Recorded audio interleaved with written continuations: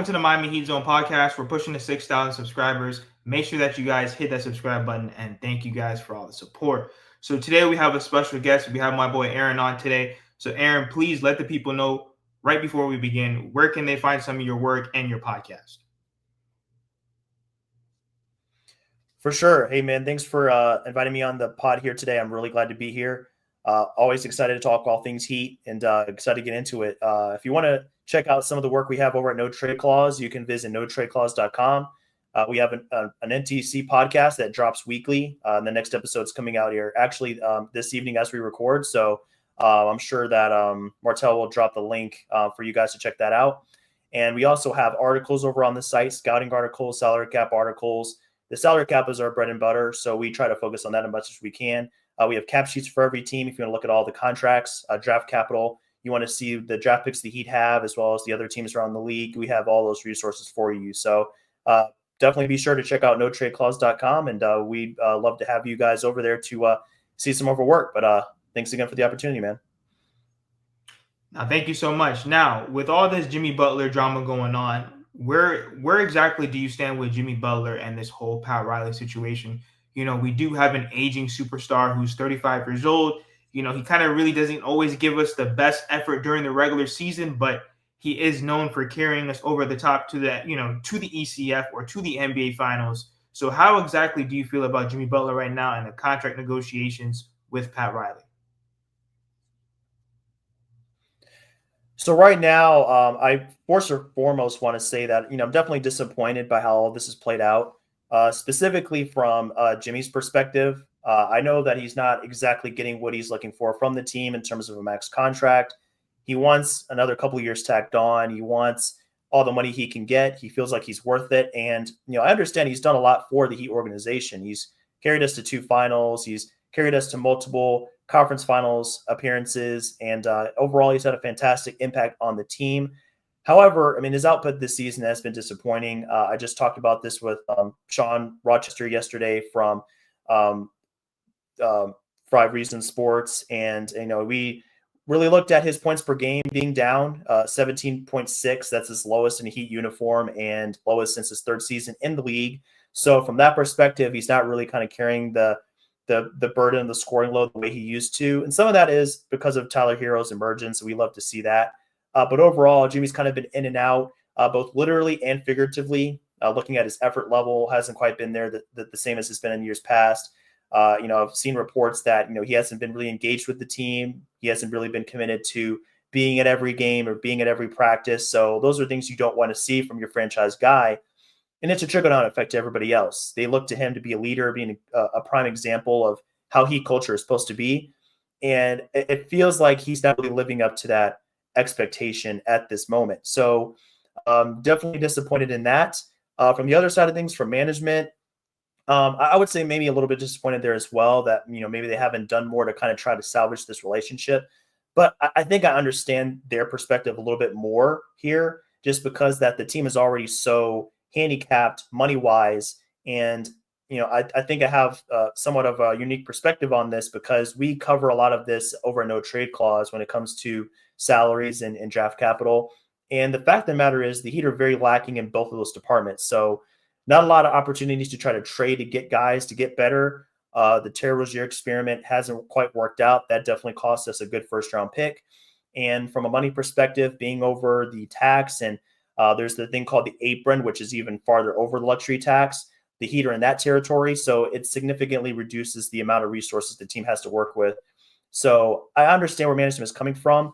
And honestly, as a fan, I honestly at this point wouldn't mind Jimmy moving on to another team, whether it's through trade or next season to free agency. You see how the team is performing right now. 3 straight wins, a great win last night at Portland, and things are looking good. So that's kind of where I stand right now. I understand where Jimmy's coming from. He's done a lot for us. Should he get paid? Sure. You can make a case for that, but definitely not a max extension at this point, especially with how he's played this season. So we'll have to see how things play out. And hopefully when he does come back, he can make a positive contribution and be a good team player. But as it stands, I really just like how the team has been without him and kind of getting to that point where I'd like to see him move on to another team. Now, a lot of people will also say that Pat Riley didn't get Jimmy Butler the right type of help, or maybe even just enough help. So how exactly do you feel? Because there's a lot of people cooking Pat Riley. They're blaming Pat Riley, like when it comes to roster construction, and plus, like what you said, bad asset management. So how do you think that Jimmy Butler, because I mean, like think about it, he's taking this team. No one really even gave him the amount of respect or credit or even thought that we would even make it this far. So how exactly do you feel about Pat Riley and just him building this team throughout the past few seasons? Well, I want to start by giving Pat a little bit of credit here. Really, Pat and the rest of the organization, at least when it comes to performing in the draft. As we know, the draft can be somewhat of a crapshoot sometimes. It's hard to really kind of nail down a really good player. I mean, of course, there's no miss guys. Like you can't miss prospects like Wemby; those are obvious. But I mean, especially once you get down to later in the lottery, where the Heat usually are, it can be hard to find contributors. So I think finding Jaime Jaquez, finding Jovic, in years past, finding Tyler, finding Bam, all these guys are late lottery guys. So I think they've made the most of their picks. Khalil Ware, I think he has a bright future, even though his minutes haven't been quite what some of us want to see so far this season. I think he's going to be a good contributor for the Heat for years to come. So from that perspective, I think the organization has done a good job. When it comes to some of the more high-profile players, definitely some criticism is warranted here. I look at the Terry Rozier acquisition first, getting him for that first-round pick. That's going to be out to Charlotte, 27 and 28. If it doesn't convey in 27, that's lottery protected. Then it's going to carry over to 28, be an unprotected pick. So from that perspective, that hasn't worked out. I maybe would have liked them see them hold out and try to go for a bigger fish, so to speak, instead of getting Tyler or Terry Rozier. He had a few good moments, but he was hurt in the playoff run last season, and now he comes in this season, coming off the bench, being demoted. Minutes have been cut, and he just hasn't proven that he's deserving of more minutes, at least what we've seen in the past from him. So that part has definitely been lacking. That's definitely a move that is disappointing, to say the least. And then from there, I kind of mentioned this a little bit earlier, but I mean, the Heat don't have a lot of assets to work with. You have Jaime Jaquez, you have Jovic. Those guys make less money. And to get a big fish, you have to have a good amount of salary to include there. So could they have traded Duncan? Possibly. Bam's not going anywhere. Even though this season he's been struggling, it looks like he's still a centerpiece of the team. Obviously, before this season, Jimmy wasn't going anywhere, so he wasn't going to be a part of these conversations. And then from there, you have a lot of like smaller contracts and players that probably don't have much value, like Kevin Love and Thomas Bryant before he got traded to the Pacers, and Haywood Highsmith, lower salary, about $5 million, and then draft picks, just lacking draft picks, especially after the Rozier trade. So I'm gonna say I do have some criticism of the front office, but I'm not on board with just the slamming of Pat Riley and these guys, just tearing them down, saying that they're one of the worst front offices in the league and that they don't know what they're doing. They're terrible. I don't agree with that. But I would say they've maybe been average or a little bit lacking in that department for sure. Getting Jimmy Butler some more help would have been great. But I mean, regardless, made 2 finals in the last 5 years. So, I mean, despite not having enough help, done pretty well for ourselves, and even had the number 1 seed in the East one season. I think it was 22. So regardless, the team has done well, and who knows? Maybe we wouldn't have made it so far with more prominent players on the team.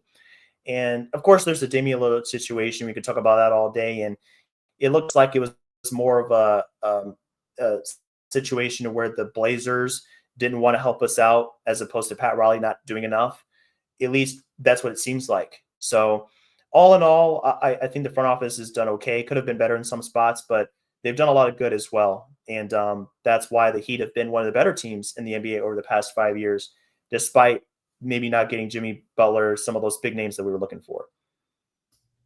Now you mentioned Bam Adebayo, and he is our franchise guy. He is the guy that is supposed to be leading this culture. So how do you feel about Bam Adebayo this season? Like, because he's another one. People have been cooking him. They're saying trade Bam. They're saying he's trash. But I will say I think that this Miami Heat team has done a huge disservice when it comes to Bam. No playmaking point guard, no legit forward next to Bam Adebayo outside of a 6'5" Haywood Highsmith or a 6'4" Caleb Martin, which is very unrealistic, and no reliable backup 5, so that when he goes to the bench for a breather, the team just doesn't completely drop off. So how do you feel with Bam Adebayo just leading this team like with with the Miami Heat plus his struggles. Yeah, overall, Bam Adebayo's play, I think, has definitely been disappointing. I mean, I'm not going to try to sugarcoat things or give him a pass. He hasn't been good. That's for sure. But I totally agree with your point about the team not making things easier for him. I mean, the point guard play overall during the entire tenure of Jimmy and Bam has been at best mediocre, if not just outright bad. You look at who's the best point guard to come through the team in the past 5 years? Goran Dragic, past his And Kyle prime, is Lowry. probably the answer. Kyle Lowry, past his prime, 35, 36 years old. I mean, if those are the best players that the Heat have had in the backcourt to kind of lead the charge, it just goes to show that, I mean, Bam doesn't have a lot to work with. And I want to use the Olympics as a prime example of what can happen when you have good lead guards helping him out. He looked incredible the entire run. Him and AD, I mean, they looked phenomenal. So, yes, the three-pointer hasn't been there. He's only shooting 28%. Some of that you can say is just on him. He's had some good looks. He just can't hit them right now. And, I'm willing to bet that will go up a little bit as the season goes on because he's shown that he can hit, 35% last season on threes. And in the Olympics, he was hitting at a high clip as well. But yeah, overall, I want to say that like Bam deserves some of the blame, but not all of the blame. If you're a big man and you're not a big man like Wemby or Jokic or something, like you're going to need some assistance from your teammates to get you good looks. And, Bam can hit the mid-range shots, but, if he's trying to create for himself all the time in the mid-range or just make a living in there, it's going to be extremely difficult. And, those are some of the worst shots in terms of just return on investment in basketball. So he's not getting easy looks at the rim. He's having struggles from three hitting right now. I just wish that he was in a situation where he can just get consistent lobs from teammates, and that's just not the case right now. So he's trying to have to do things himself, and his efficiency has struggled. His field goal percentage is down almost 7% from last season. I mean, that's massive, especially for a big man. So, I mean, overall, I mean, everything is down from this season, and he needs to try to find a way to at least get the efficiency back up a little bit. But I think at the end of the day, he's just not going to be the same guy we saw last season. He needs a little bit more support in the backcourt. And I think this is where having Jimmy Butler or not having him could come into play. Because if you make a trade for Jimmy and you get some smaller contracts to fill in the void, some other players that are not stars like Jimmy, but they are serviceable point guards with good facilitating skills, and it bolsters Bam's game back up so he can play alongside Tyler and they can both be high contributors. I think that make the team better overall. So, right now, are we a better team without Jimmy? Not necessarily, but if we swap that out for two or three guys, they're maybe lower profile but good starters, I think we could have more wins going forward. So, yeah, I don't want to slam Bam too much. He has been bad, regardless, but it's not all on him, like you said. He needs a little bit more help out there. And unfortunately, with the way this roster is, it doesn't look like that's going to happen right now. Now with Tyler Hero, I think he's definitely surprised everyone. I mean, he's been put in every single trade package, trade machine. What do you think is different about Tyler Hero this season? Because without him, I mean, he's really leading this Miami Heat team, hitting clutch shots, hitting timely baskets. He's getting to the rim without getting his shot blocked. So what do you think about Tyler Hero this season? And do you think that he will be an all-star this year for the Miami Heat? I want to start with your second question. Will he be an all-star? I think there's a decent chance of that. It's still going to be difficult because the East guards, it's pretty loaded out there between Brunson and Damian Lillard and Donovan Mitchell. There's a lot of great names. So he could make it as one of those final picks, as one of those wild card picks. I would give him an outside shot of that.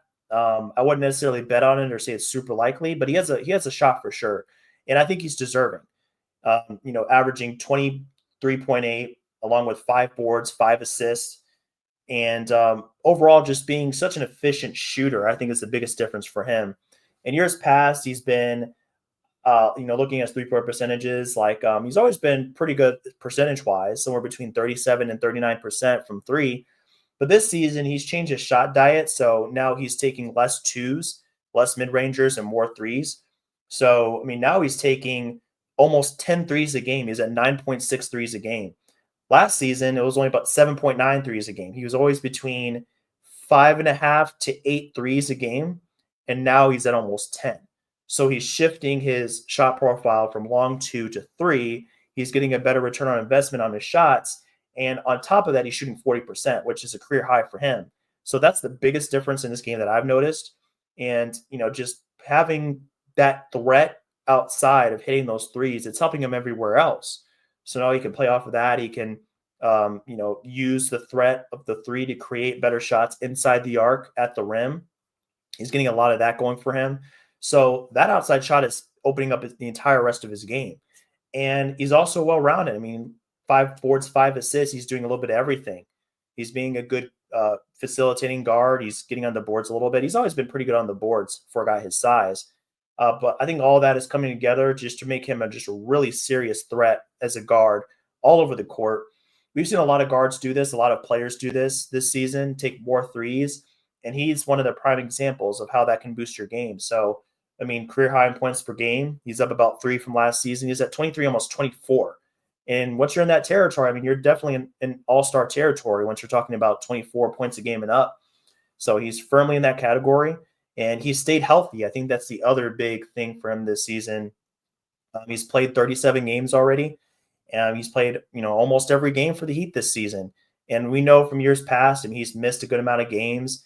Last season, he only played 42. The season before, 67, 66. So, I mean, if he's on track for at least mid-60s, if not 70, then it's going to help his game immensely. His rhythm is there. He's confident. He can just use that to flow into the next game. And I think he's going to continue to produce, because he's got that rhythm going. So I love to see it from him. And he's really carried us to some nice wins here recently. So before we close, you did mention, cap space and everything like that. So let's say we do trade Jimmy Butler. I think, some of the next moves that definitely need to be made, trading Terry Rozier, trading Duncan Robinson. We do have the 2026 free agency coming up. So think about going into the future with guys like Bam, Tyler, Jaime, Jovic, Khalil Ware. Who is somebody that you would want to add to this core, maybe during the free agency? Like, what are some type of moves that need to be made now that will help us going into the future, especially since you're the cap guy? Yeah, I think trading Jimmy, is definitely the number one priority. He has a player option next year for 52. So, I mean, even if we don't trade him this season, I would expect him to be gone in the summer. So, I mean, that automatically opens up a lot more space for the Heat to make moves, and they can go out there and, maybe try to get a couple of guys. I will say that with the current state of the Heat's cap sheet, it doesn't open up a ton of space for them. It's not like they're going to have max cap room to go and sign another guy for $50 million or something. It's not going to be that easy because you still have Bam, Tyler, Terry Rozier on this roster, Duncan Robinson. Even though a couple of those guys are not guaranteed, you still have a good amount of money on the books. But as far as who I see come in, I don't have any specific names, but I mean, really just starting with the guard play. I think bringing in a good starting level guard. I'll use an example here, like a Tyus Jones type of guy that can come in and just be, a decent scoring threat, but overall just be a really good facilitator, low mistake guy, someone you can trust. And he will be a free agent this coming summer. And the Suns got him for the minimum. Maybe the Heat can sign him for a little bit more than the minimum. But a guy like that can just come in and just be a good, solid, steady presence at the guard spot, I think would be a huge help. And then probably another big man as well. Thomas Bryant is gone, and Kevin Love is probably going to be on his way out here pretty soon. He does have this season and next season left on his contract, but he's getting up there in age. He's not the same guy he was. So also looking for the Heat to go out there and get a little better depth from the center spot. The center rotation for sure would help a lot. So those are a couple of areas I'm looking for. Josh Richardson is an expiring contract. He's coming off the books. Same for Alec Burks. So one or both of those guys would need to be replaced. So, I mean, just finding another good contributor off the bench at the guard spot just to be a guy that can come in and score a little bit would help as well. So those are a couple of spots that I would like to see the Heat shore up in free agency either next year or the year after. But not having Jimmy there is going to help a ton. And you mentioned 26. That's kind of the key here. Duncan will be off the books. Highsmith will be off the books. Kevin Love. And then, guys like that. So if you have more space, more things can happen. But if you give the Heat some space to work with, there's no telling what they can do. They don't need a lot to make things happen. So I want to give them the benefit of a doubt with less restrictions and maybe more draft picks. If they are able to trade Jimmy, I think they can make some things happen for sure to make this team a little bit better. So once again, Aaron, thank you so much for coming on the show. Where can the people find some of your work? So for me, you can follow me at A_RON25. That is my Twitter/X handle. So if you want to, see some of my takes, I do tweet about the Heat a little bit here. You can check that out. If you want to follow No Trade Clause on X, that's going to be No Trade_clause. That is our handle over on X, and we try to tweet out some interesting tidbits about the cap and then other big dates that might be coming up on the NBA calendar. Such as the first day to sign 10-day contracts and things of that nature. So definitely be sure to check us out if you're into that kind of thing. But we also talk about things like this, like how the Heat are doing so far with Jimmy Butler and things like that. So I think we have a little bit for everybody. But in any case, hope you guys will check us out. And it was great being on the pod today with you, man. I had a great time. Thank you again, guys. Make sure that you guys go to all his platforms, like, share, comment, subscribe. Make sure that you guys give him his full support. Also, to make sure that you guys hit that subscribe button. We're pushing to 6,000 subscribers, and thank you guys for all the support.